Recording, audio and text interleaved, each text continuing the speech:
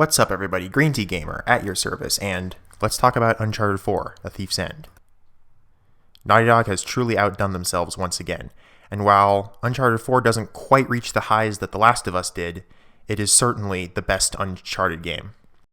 Naughty Dog has taken a if it ain't broke, don't fix it approach to Uncharted's gameplay over the course of the series.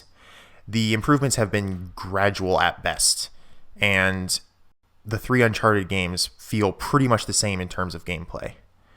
Uncharted 4, however, makes big changes when it comes to combat. The biggest one is the addition of stealth. Now, Uncharted has played around with stealth mechanics before. However, they've never really used them to their full extent. Mostly in Uncharted 2 was when stealth was really added. But still, once enemies saw you, you could never regain stealth again. So it never really was that useful. In Uncharted 4, however, stealth is a huge part of the gameplay. Enemies now have 3 alert states. They either don't know you're there at all, they think they might have seen you, or they're on high alert. And if enemies see you, you can hide from them again, and if they don't see you for long enough, they'll go back into their passive state. This goes very well with the larger combat areas that Uncharted 4 provides. And when I say larger, the combat areas are at least 3 or 4 times bigger than the combat areas were in the Uncharted trilogy. Overall, Uncharted 4 has a better gameplay flow. Climbing and shooting flow together much better than they have in the previous games. And climbing, although it hasn't got quite the improvements that combat still has been improved on greatly. It feels much more fluid. You can now use the right stick to have Drake reach out, and when his hand connects with a ledge, he will simply climb to it instead of the old style of just mashing X as fast as possible. You also get branching paths, which they're kind of misleading, no pun intended, because they all take you to the same exact place, but it does make you feel much more like a adventurer than you're just following a linear path. Also, possibly the biggest addition to climbing is the rope hook swing, which you've probably seen in the trailers. It doesn't do a whole lot more than climbing did in the last game, but it's pretty fun to use. It allows you to swing over gaps. You can use it in combat, jumping off the rope and onto an enemy to punch him out. And it just is fun. It adds a lot more speed to climbing, as climbing has always been the slowest parts of Uncharted. Graphically, Uncharted 4 is the best looking game on the PS4, and quite possibly the best looking game I've ever seen. Naughty Dog has outdone themselves not only in improving the gameplay of the Uncharted series, but especially the graphics.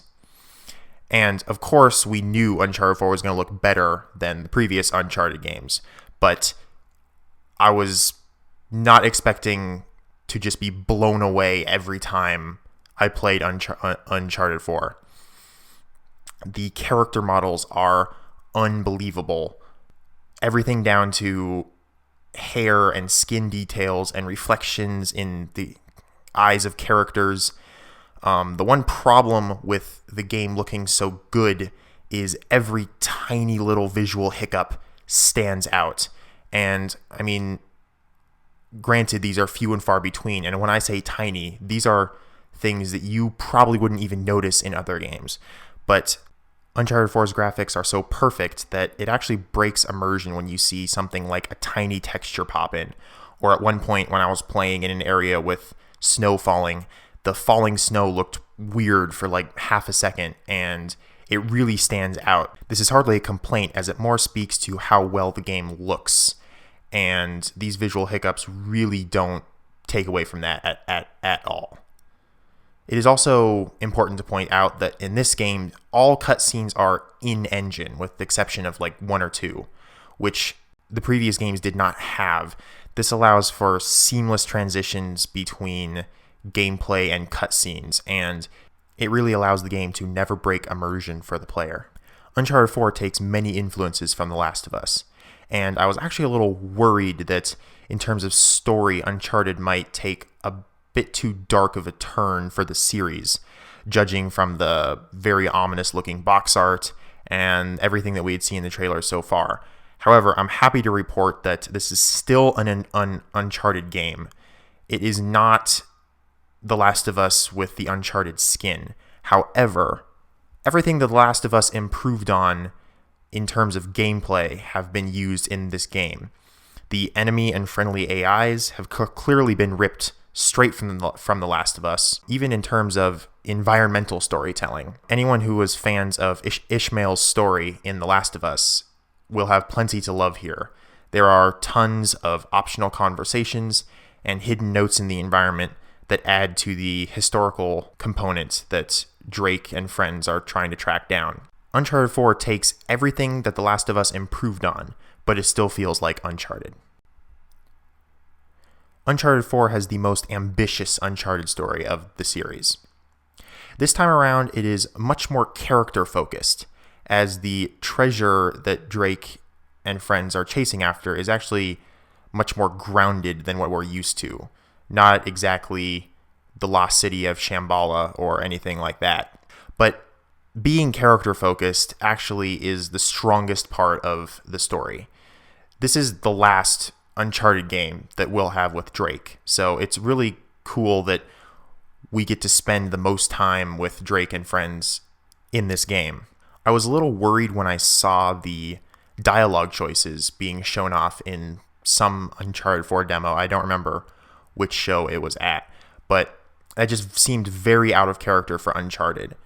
They are in the game, but there's actually only 3 of them, and only one seems relevant. I'm actually kind of not sure why Naughty Dog even chose to put them in the game, but they definitely don't break the game in any way or make it feel not Uncharted.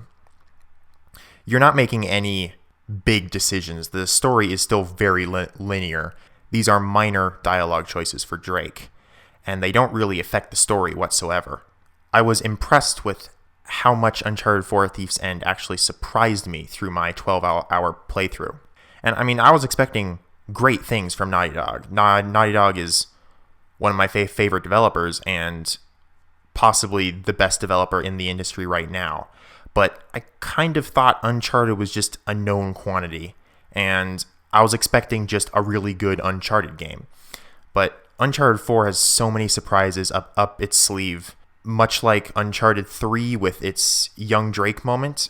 Not specifically that Uncharted 4 has flashback moments, but just there are things like that moment in Uncharted 3 in Uncharted 4. There's so many of them that they just keep surprising you all the way up to the end. It's really impressive that Naughty Dog was able to pull this off with the last game. Uncharted 4 is very aware it is the last game of the series. Unlike previous Uncharted games, there are many callbacks to the trilogy. The other Uncharted games you could pretty much play in any order and it wouldn't really mess up anything, but the one caveat to Uncharted 4 is you definitely need to play the trilogy to really get the most out of Uncharted 4. And while it can stand on its own, it just really only shows its full potential when you've seen the series all the way through. The final piece of the puzzle in Uncharted 4 is multiplayer.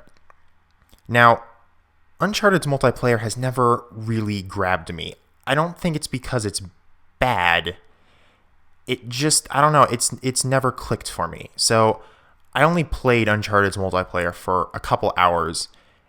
It didn't really do much for me, but if you enjoy Uncharted multiplayer, I think you'll really like Uncharted 4's take on the multiplayer.